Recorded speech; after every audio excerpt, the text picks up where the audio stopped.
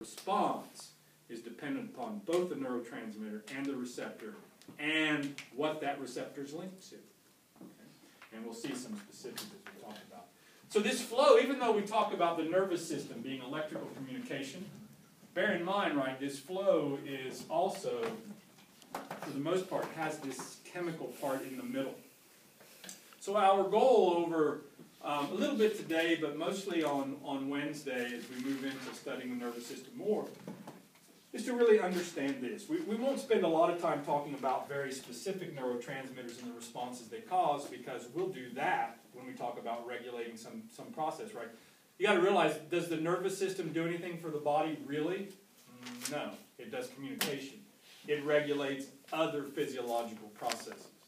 So its job is to interact with every other system in the body to regulate it.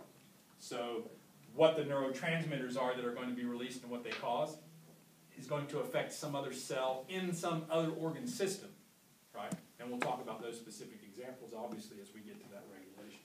But we want to understand, how do you get electrical potential flowing down a neuron? How does that trigger the release of a neurotransmitter? Okay, so the mechanisms of it. How does this neurotransmitter interact with the postsynaptic cell membrane? And what are some examples that can cause over here once that happens? Okay, so in a general kind of sense. Does that seem okay? So that's a big picture kind of things we want to talk about.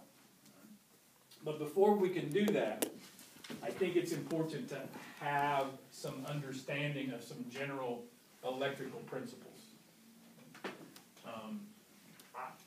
I remember taking physics, I mean a long time ago, but I remember, for me, the hardest part of physics